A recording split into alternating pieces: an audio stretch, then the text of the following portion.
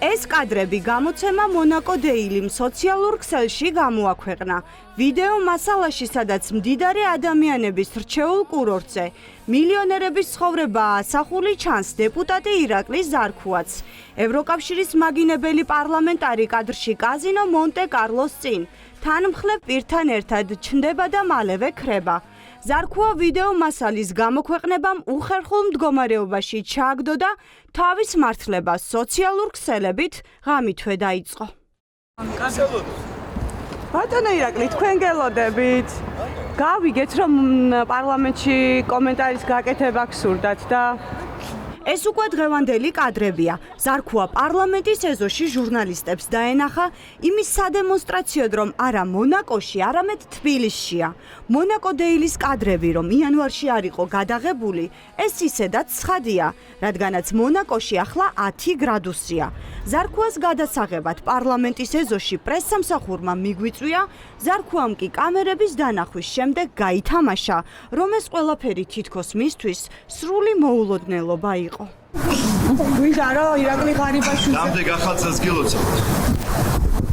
ხარ მონაკოში ვყოფით და სამწუხარო კომენტარს ვერ მიცემთ. ეს არის თქვენი მესიჯი დღეს? ბატონო ირაკლი.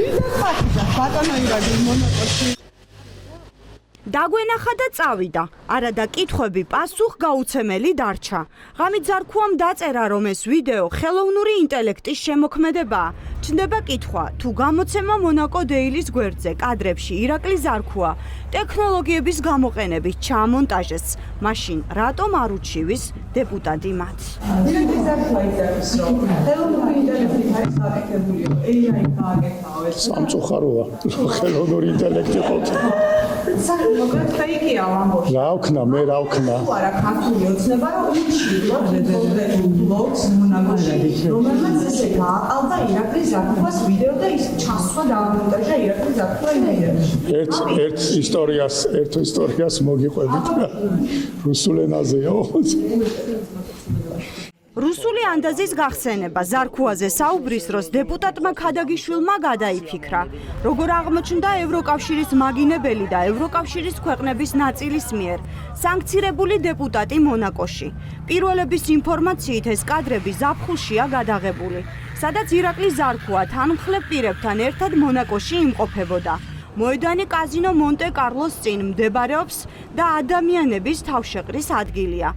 აქ ყველაზე ძვირად ღირებული მანქანების სადემონსტრაციოდ იკრიბებიან მილიონერები. სწორედ აქ ჩაიარა ირაკლი ზარქუამაც. კადრში მის წინ ჩანს ირაკლი კაპანაძე. სოციალურ ქსელებში წერენ, რომ ის კოლ-ცენტრების მფლობელი ბიზნესმენია. ჩვენ კაპანაძეს ვერ დაუკავშირდით საპასუხო კომენტარის მოსაპოვებლად. მის თანაგუნდელებს კი ზარქუას თავგადასავალზე საუბარი არ სურთ. ხო, კაი, რამე უფრო სერიოზულ კითხვას თუ დამისვავთ, სიამოვნებით გაგცემ.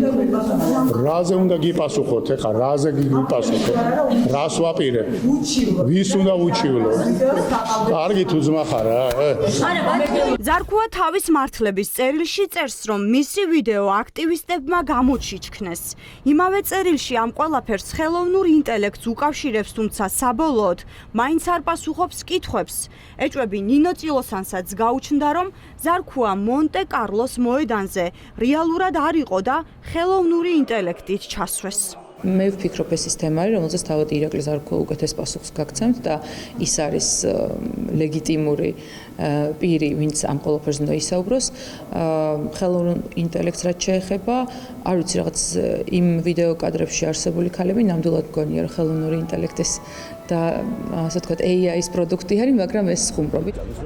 ეს არის უკვე მეორე მოგზაურობა, როდესაც პარტიას ზარქუას ნაცვლად თავის მართლება უწევს. ასე მოხდა აბუ-დაბიშიც, სადაც ზარქუას არდადეგები ხელჩართული ჭუბით, დაკავებით და არაბთა გაერთიანებული საამიროების იზოლატორში მოთავსებით დასრულდა.